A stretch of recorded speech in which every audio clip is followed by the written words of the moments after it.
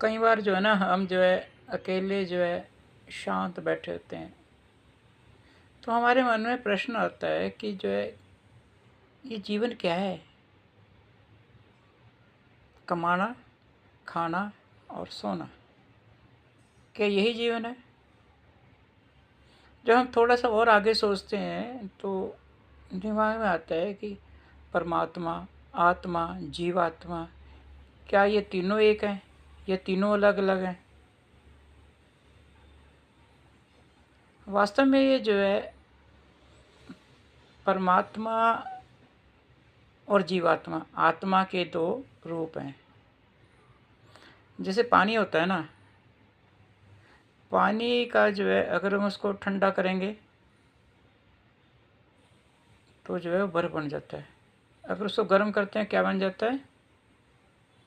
भाप बन जाती है। तो किसके रूप हैं वो? पानी के। इसी तरह जो है परमात्मा और जीवात्मा जो है आत्मा के दो स्वरूप हैं। यदि हम भक्ति और अध्यात्म में ऊंचे तक जाकर जो है प्रभु का नाम लेते हैं, अपनी आत्मा की उन्नति करते हैं, तो वो परमात्मा स्वरूप हो जाती है, अर्थात परमात्मा हो जाती है। अगर वही आत्मा कर्मों में उलझ के नीचे की ओर जाती है तो वो जीवात्मा हो जाती है। और जीवात्मा की तो जो है कई योनियाँ होती हैं, जैसे पशु पक्षी कीड़े मकोड़े, वो सब भोग योनि है। और मानव जो है शरीर जो भगवान ने हमें कृपा से दिया है, यही एक जो है योनि ऐसी है जिसमें भोग योनि होने के साथ साथ कर्म योनि भी है। अर्थात जो हम भोग योनि में भोगते हैं वो हमने कर्म कब किए होते हैं?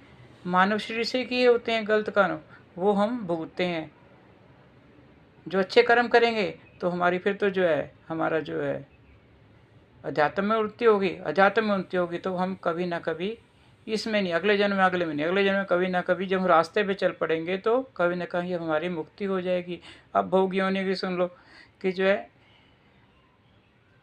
एक जो मादा बिच्छू होती है ना, जो वो बच्चे पैदा करती है ना, तो वो बच्चे क्या है जन्म से उसके पीछे बैठ जाते हैं और उसको जो है खाना शुरू कर देते हैं और वो तड़पती रहती है और वो खाते रहते हैं उसको। और कब तक खाते हैं? जब तक उसके शरीर में हड्डियां नज़र नहीं आने लग जाती है। और वो तड़पती रहती है पर वो उसको छोड़ते नहीं है।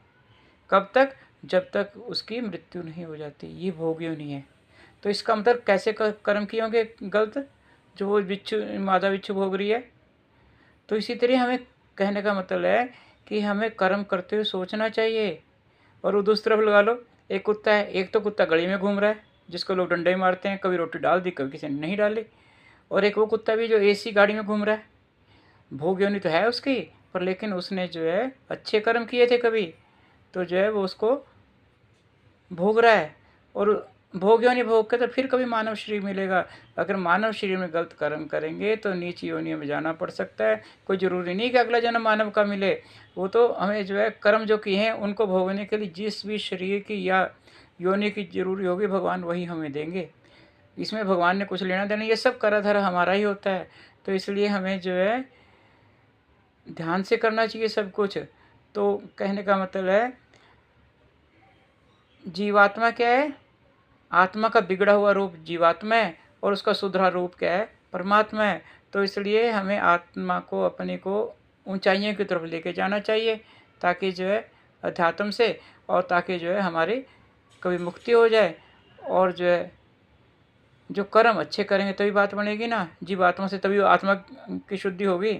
अगर हम कम कर्म भी गलत करते रहेंगे फिर नीची योनियों में या नीचे की योनि में जाते रहेंगे, फिर हम जीवात्मा ही बने रहेंगे। कुल मिला के तो यही है कि तीनों के तीन एक ही के रूप हैं। आत्मा का ही रूप जीवात्मा है और जीवात्मा जो है जब शुद्ध हो जाती है तो वो परमात्मा बन जाती है।